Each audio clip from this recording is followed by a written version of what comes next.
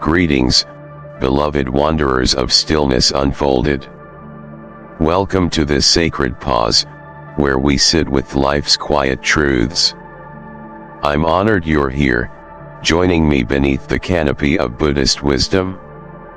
Imagine a lotus pond at twilight, petals closing as the light softens a stillness that hums with secrets too deep for words. What if the softest whisper from someone you love, the one you've heard 1,000 times, carries a secret you've never truly understood until now? Today, we'll unveil 5 sacred signs of life's farewell, gentle markers of a journey back to the boundless. Through the Buddhist teachings, we'll wander through the body's tender release, the flicker of a waning flame, the mind's free drift, nature's soft reclaiming, and the breath's final sigh. These aren't cold facts, they're lanterns, lighting a path to presence, to love unshackled by form, to the heart of impermanence. Yet a question lingers, tugging at the soul: what's the fourth whisper telling you? Could it be their silent goodbye, woven into a stillness you've yet to hear?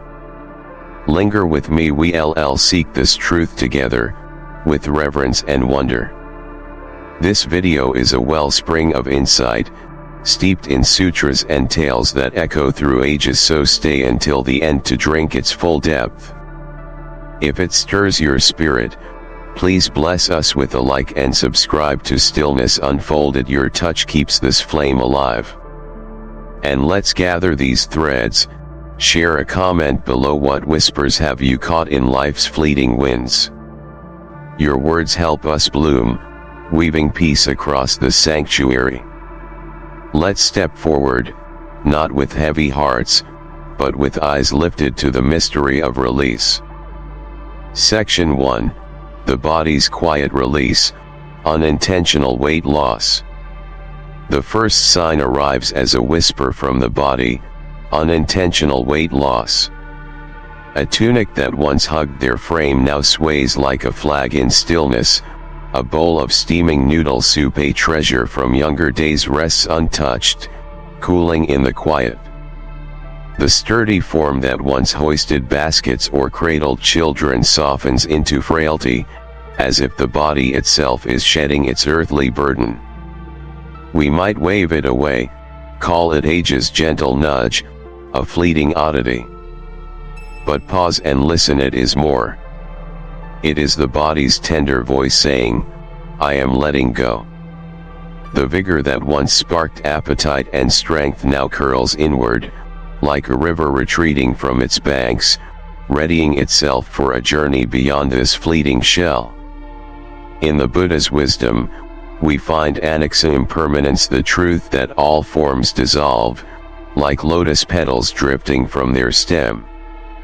The body is no eternal abode, it is a guest house, warm and welcoming until the traveler moves on. I recall a rainy afternoon in a hillside monastery. An elder monk, Ajahn Samchai, whose once robust shoulders carried water jars, grew thin as bamboo. His robes hung loose, swaying with each slow step.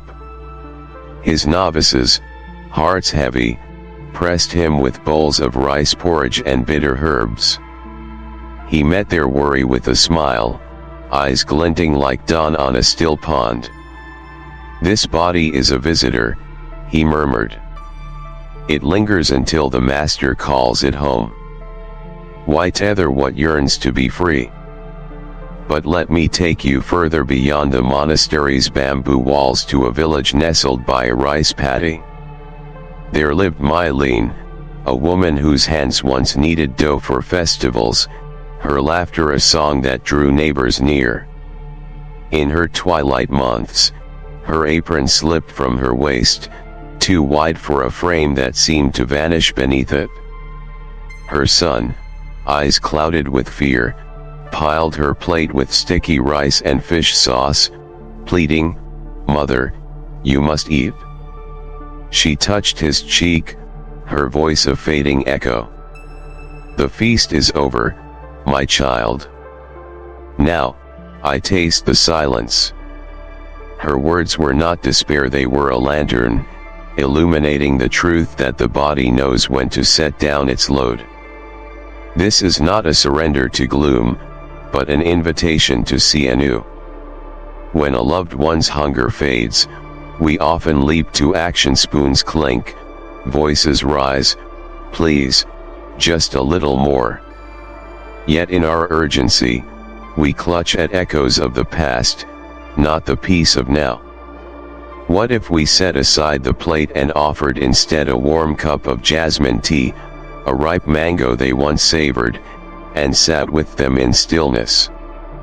This is metta-loving kindness, a gift not of force, but of reverence. Their body is not breaking, it is releasing, layer by layer, what it no longer carries. It is like a tree in autumn, letting go of leaves not out of weakness, but to embrace the cycle's turn. Here's a thought to hold. Have you seen how their fingers hover over a spoon, trembling, as if weighing a lifetime in that single pause? That stillness speaks a quiet farewell to days of abundance. The second sign silently revealing their journey is their breath, so soft, yet heavy with a story you might not yet hear. Have you noticed it? Next time, let it linger. Sit beside them. Whisper to yourself, how can I cradle this moment with care, not control? And here's a thread for us to weave together. Comment below, what gentle act have you offered that brought solace to someone fading? Perhaps it was a shared silence, a held hand, a sip of tea offered without words.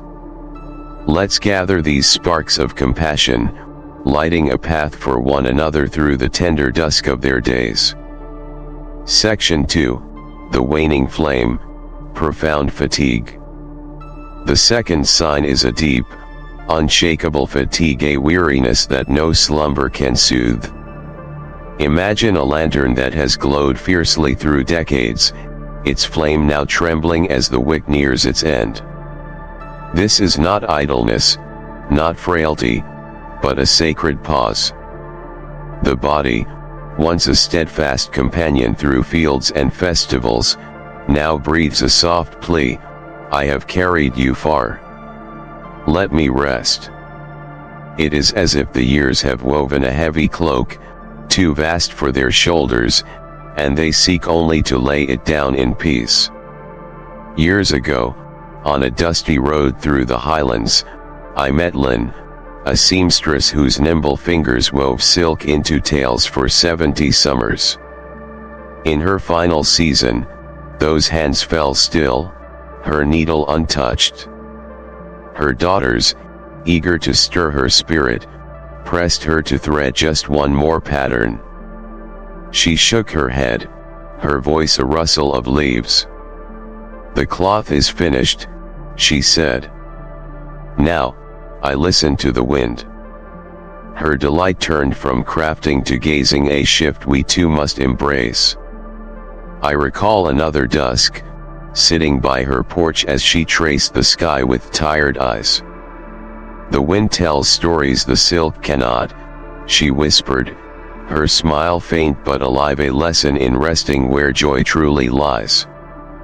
Buddhism teaches that energy is a borrowed gift, like water cupped in our hands, precious, yet finite.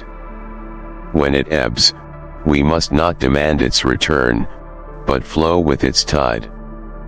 The body, like a river nearing the sea, slows its rush not from weakness, but from wisdom. When a loved one lingers in sleep, speaks in whispers, or sits wrapped in silence, resist the impulse to rouse them. Drape a shawl over their shoulders, rest a hand on theirs, offer a space unburdened by demands. Their fatigue is not a barrier, it is a bridge to a deeper bond, woven of quiet presence. It is the stillness of a forest after rain, where life thrives not in motion, but in repose. Picture this: when they exhale, slow and heavy, What echoes in that breath? Is it exhaustion, or an invitation to draw near? Fatigue pares life to its essence, leaving only what shines connection. The third sign silently revealing their path is their stillness, so ordinary, yet brimming with a truth you might overlook. Have you felt it? It's a hush that carries their soul's weight, so familiar you might miss its depth. I once watched an old farmer, Ba1, sit by his field, his hoe idle. His son urged him to rise, but he only gazed at the clouds. "I've plowed enough," he said. "Now, I grow still." His rest was his harvest, a truth we can share. Let's ponder together, what's one way you've honored their need to pause? Perhaps it was a moment of silence unbroken by words, a cup of tea left to cool beside them, a glance held without haste. Share it below. Your story might be the lantern another seeks in the dusk, a flicker of peace amid the fading light. Section 3, The Mind's Gentle Drift, Cognitive Changes. The third sign is a softening of the mind, a drift where names fade, memories blur, and words float like incense smoke. They might recount tales of youth as if the sun still shines on those days, or fix their eyes on a distance we cannot pierce. We yearn to tether them to our present, to call them back with familiar names. No, it's me, your daughter, but they are not adrift. They are wandering a road we have yet to tread, their steps light on a path woven from threads of time. The Buddha likened the mind to a river, ceaseless and free, unbound by shores. As life's end nears, that river swells, weaving past and present into a tapestry of its own weaving. I once sat with Thamin, a poet whose rhymes once bloomed like lotus in the delta. In his last year, he named me for a brother lost to time, 50 winters gone. I did not correct him but leaned closer. "Tell me of him," I said. His face brightened, and for an hour, he was a boy again, chasing kites through fields I could only imagine. His voice trembled, not with confusion, but with a joy that transcended the years, a melody from a shore beyond my sight. Let me share another tale. In a bamboo grove near a temple, I met Anthoa, a weaver whose baskets once graced every market. One evening, she called me by her mother's name, her eyes tracing a figure in the dusk. "Mother, the rice is ready," she murmured. I smiled, setting a bowl before her. "Tell me about her cooking," I replied. She spoke of charred pots and laughter, her mind a lantern flickering between worlds. This is not a fading, it is a crossing, a shedding of this life's moorings. The Buddha taught that clinging brings suffering. When we demand they stay fixed in our now, we bind them to a cage they are ready to leave.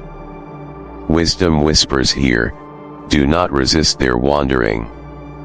Join them in their tales, however tangled, let their words drift like petals on a stream. Hold their gaze when silence falls, for their eyes carry a light we cannot yet name. The fourth sign silently revealing their journey is their smile, soft, fleeting, yet heavy with a peace you might not grasp. Have you seen it? It's a thread from the vast unknown, so subtle you might miss its grace. Their mind dances between realms, and our task is to walk beside, not to pull back. I once asked Thamin, "Where are you now?" He laughed, "With the kites, my friend." His truth was his freedom, a gift we can offer by listening, not correcting. Let's share this. What memory have they shared that surprised you? Perhaps it was a name misspoken, a story from decades past spilling forth like a hidden spring. Tell us below, let's marvel at the rivers they roam, these currents of the soul that flow where we cannot yet follow. Your words might light a path for another, a bridge across the drifting tide. Section 4, the body's return, frequent infections. The fourth sign is the body's surrender to nature's call. A scratch festers, a cough lingers, infections seep where once healing came swift. The immune system, once a vigilant guard, lowers its shield not in defeat, but in a quiet return, a melting into the four elements, earth, water, fire, air. The skin that once mended itself like a riverbank after a flood now yields to time, its currents slowing as it prepares to merge with the vastness from which it came. In a seaside hamlet, I knew Uncle Tuan, a fisherman whose arms once hauled nets under blazing suns. In his final tide, a neck from a rope turned red, his fevers burned without end. His daughter scoured for tonics, her hands trembling with jars of bitter roots. He raised a weathered hand, salt cracked but steady. The ocean claims its own, he said, eyes on the horizon where waves kiss the sky. He knew the body does not cling forever, it drifts back to its source. I recall a dawn when he sat by the shore, a cough rattling his chest, yet his gaze was calm. The fish swim free, he rasped. So must I. His surrender was not weakness, it was wisdom, a tide turning home. In Buddhist practice, we call this Maranasati, contemplation of death. The body releases fire's heat, its warmth dimming like embers in the night, water's rush fades, the pulse slowing as rivers dry, earth's weight lifts, bones softening like clay kissed by rain, until air alone remains, soft as a sigh. This is not a battle lost, but a cycle complete like leaves falling to nourish the soil. I once met Sister Lan, a herbalist whose hands once brewed healing teas. In her last months, a cold clung to her, unyielding. Her son piled blankets, but she waved them away. The wind needs no cloak, she said, her breath a faint hymn. She understood, the body returns, not with struggle, but with grace. When sickness stays, don't fight it with force. Offer a cool cloth to their brow, a murmured chant from the heart, a moment of ease beneath your gentle watch. The fourth sign silently revealing their journey is their stillness, distant, yet full of something you cannot name. Have you seen it? It's a tide turning home, so subtle you might miss its grace, a quiet that hums with the pulse of the infinite. Their form softens, not to fade, but to dissolve into the elements, like a wave sinking into the sea's embrace. The fifth sign will whisper through their breath, a thread so fine you might not catch its song. Have you heard it yet? Let's weave this thread together. What small comfort have you offered when illness lingered? Perhaps it was a damp rag, a whispered prayer, or simply sitting by their side as the world hushed. Share it below. Your act of care might ripple outward, a beacon for another soul navigating this tender return. Let's honor their journey, not with resistance, but with the soft touch of presence. Section 5, the breath's farewell, changes in breathing. The fifth sign is the breath itself, slowing, pausing, fading like dusk. Hands grow cold, feet chill as life's pulse retreats, a tide ebbing from the shore. This is the body's final bow, a surrender to rhythm eternal, not a collapse, but a release, as if the spirit unfurls its wings from a cage of flesh. In Pali, Breath is prana, the thread of existence, stitching soul to form. When it frays, it does not snap, it rejoins the boundless, a sigh returning to the wind that birthed it. I once sat with a grandmother whose songs once woke a village, her voice a dawn chorus over rice fields. Her breath thinned, her chest barely rose, each inhale a fragile thread stretched across silence. I took her hand, aligning my breath with hers, a quiet dance until fear dissolved into calm. "The wind lifts me," she whispered, her eyes half closed, gazing beyond the thatched roof. Then, silence, a homecoming, not a close. But let me take you deeper. Years before, by a lotus pond, I met Brother Duke, a monk whose chants once echoed through temple halls. In his last days, his breath came in soft waves, pausing as if listening to a call I couldn't hear. "The bell rings elsewhere now," he murmured, a faint smile curling his lips. His breath was his bridge, not his burden, a lesson in letting go. In Buddhist teachings, breath is the mirror of life. Our first cry draws it in, our last sigh sets it free.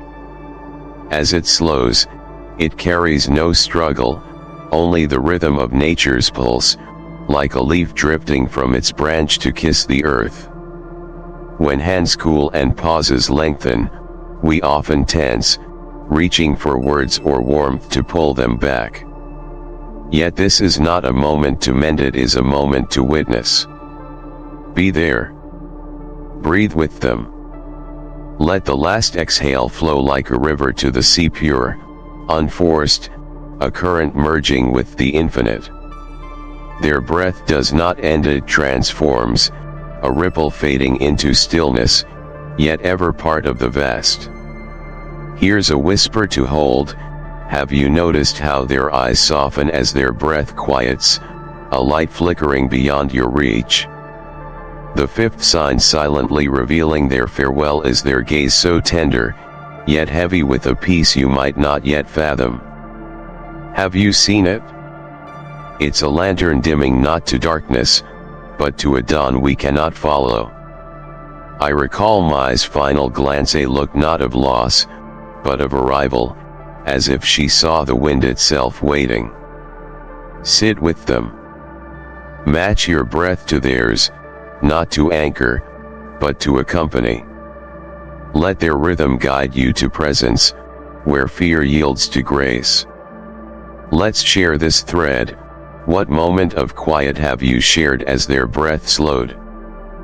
Perhaps it was a hand held, a sigh mirrored, a stillness you didn't break. Tell us below. Your memory might be the gentle breeze another needs, a light to carry through this sacred farewell. Let's weave these silences into a tapestry of peace, honoring the breath's journey home. Here we stand, friends, at this journey's edge. Life's measure lies in its depth, in how we love, how we release. These 5 sacred signs: body shedding, flame waning, mind wandering, return to earth, breath whispering, are not endings, but doorways to presence, compassion, and love beyond form. The Buddha taught, all conditioned things pass away, strive on with diligence. Let's not cling, but cherish. When their farewell nears, may we hold gratitude for every sunrise, every glance. As they drift home, may their light live in us through a kind touch, a still heart softened by impermanence. What was that fourth whisper telling you? Perhaps a quiet goodbye, yours to hear if you pause. If this stirred you, if it unveiled a whisper, subscribe to Stillness Unfolded below. Let's walk this path together, finding peace in farewells. Please leave a like, it keeps our light burning. Share in the comments, what whisper have you heard from a loved one's farewell? A look, a silence that spoke. Your stories fuel us, crafting more wisdom for all. This video is rich with meaning, so if you've stayed till now, thank you for journeying with me. Let's keep this alive. Comment below, and we'll nurture stillness unfolded into a haven of light.